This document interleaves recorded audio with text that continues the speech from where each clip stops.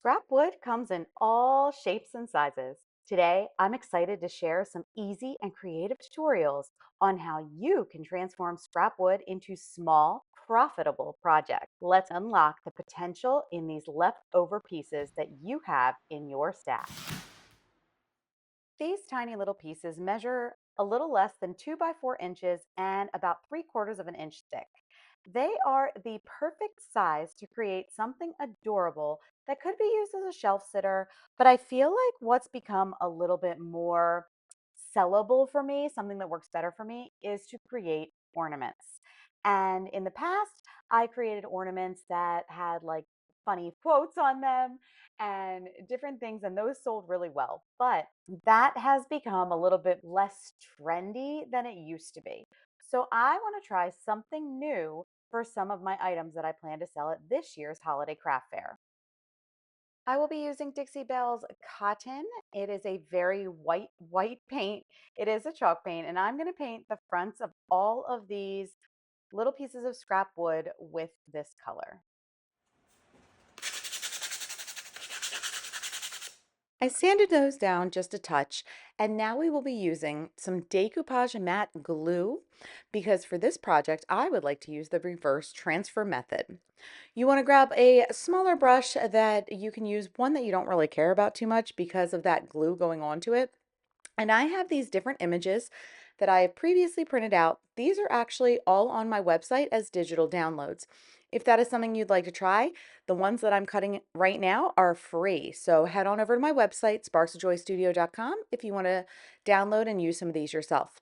They are printed on a color laser printer, which is the perfect type of printing to do for this type of method.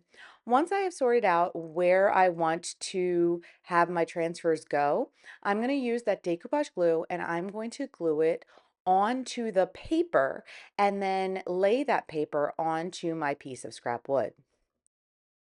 The important thing here is you want to press firmly, but you do not want to push so hard that you would be ripping your paper or smudging the design in any way.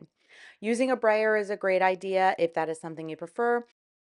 I will say, if this is not the type of method you really want to try, this is one that will include some wait time. So we are going to be placing all of these papers front side down onto the scrap wood, and then we're going to set it aside for about 2 hours to dry and set. Then we will be proceeding to rub them off. I'll show you that in a second. But if this is something that you're not as interested in, for this type of project, you could easily just use some decoupage paper if you want to decoupage something on. You could use stamps if you have any really pretty stamps you want to use, or even some transfers. I want to turn these little pieces of scrap wood into tiny little clipboards that can be used as a photo holder. If you are going to try this reverse transfer method, make sure that you allow everything to sit for at least 2 hours. 2 to 4 hours is pretty much perfect in my opinion. When you are using Mod Podge, I know the recommendation is typically letting it sit overnight for 24 hours. Decoupage matte glue works much better in my opinion for this process. I then use my mister bottle and I mist the water onto my rag and then rub with the rag until I start to feel that paper kind of rubbing back. Once that happens, I'm going to very lightly use my fingers to rub back the rest of the paper. This is a process that is relatively easy but a little tedious. It is not hard, it does not hurt your hands, it's just something you get used to.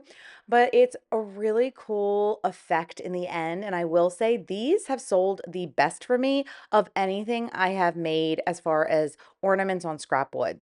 Now, once you finish rubbing everything off, there might be some times where you notice a little bit of cloudiness on some of your images. That's just some leftover paper, and you can easily go in with just a little bit of water or dampness on your fingers and rub the rest of that off. Okay, once that's done, you're just going to grab any kind of polyacrylic sealer. I'm using Clear Coat Flat by Dixie Belle, and you want to give the fronts of each of these pieces a coat of that sealer. Then the last finishing touches you're going to have with this project is to do something with the back if you want to. You can absolutely leave that wood as is. I chose to use a watered down Wellington and give the backs and sides of these pieces kind of a paint wash. Then I grab these tiny little metal hinge clips, which I have in bulk, and I screw them into the pieces of wood. The great thing about screwing them in rather than gluing is you can have them face up, like turn them around and face up, or face down, depending on how you'd like to style them. I typically will sell these for $5 each or 5 for 20.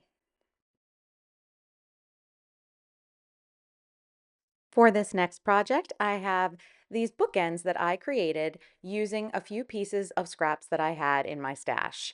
The round sides of these bookends were created using the scraps left over from a breadboard that we had cut out. So that was those edges where the handle was. They were cut like that. And then I grabbed some other pieces of scraps that I had, which fit perfectly without even needing to be cut, and adhered them to those round pieces.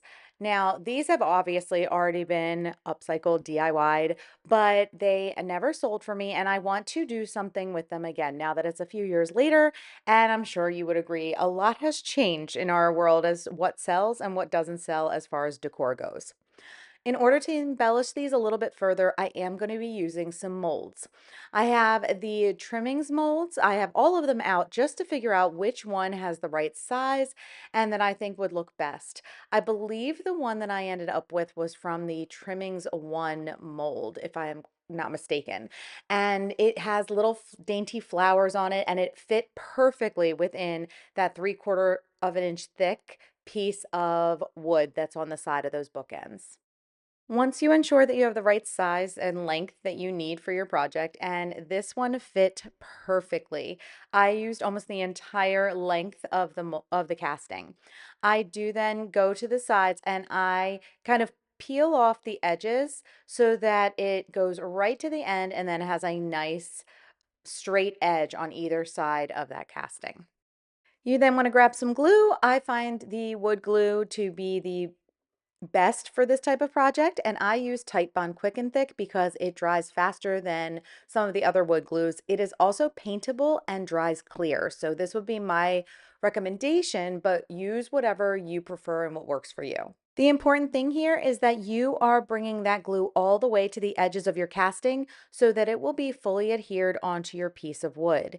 If you do not do this, there is a chance that as the clay dries, it will curl up and it is a little bit more prone to breaking. So having it all kind of laid out and adhered on will allow you to have that more permanent kind of decorative piece on your wood.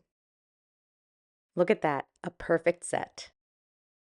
When it comes to choosing colors for your projects, I think you just have to go with what you know to be a good seller for you and what might be trending. I will say that if it was my preference, I probably would go with white or a creamy white for most of my projects, but that doesn't always sell for me. So I have been using more earthy and neutral tones that are in like the browns kind of family, and it's been working pretty well. Again, I think that it really depends on the time of the year. It depends on a lot of things. This is the last little bit of two colors that I had, Elmwood and Raw Silk, and I mixed them together to create a new color. It ended up being just a very like a slightly lighter version of Elmwood.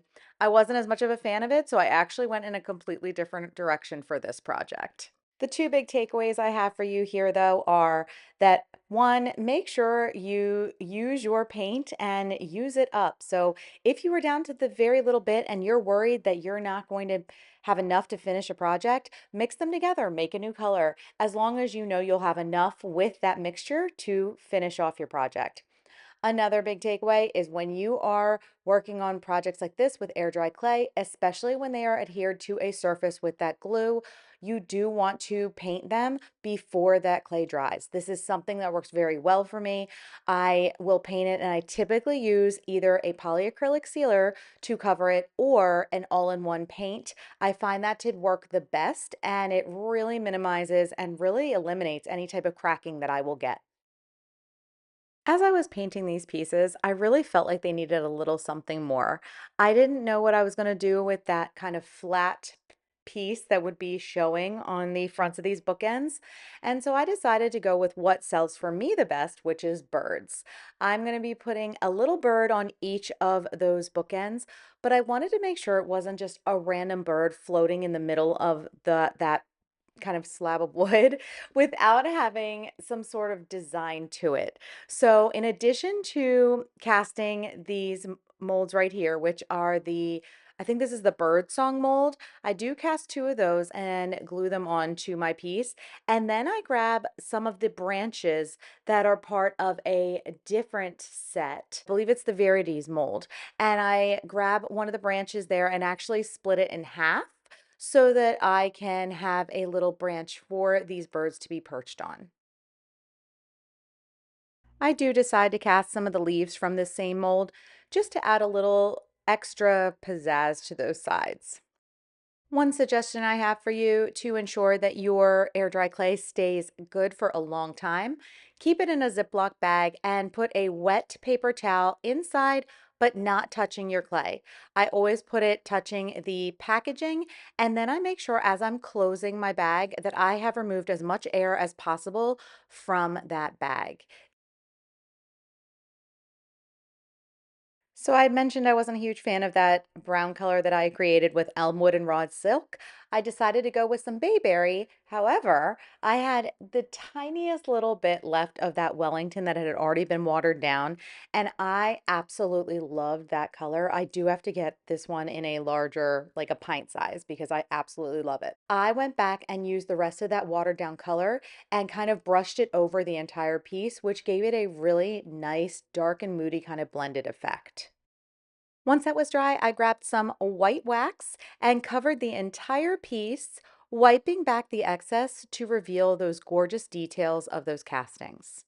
It also allowed some of the wood grain and some of the other kind of imperfections in the wood to shine through as well.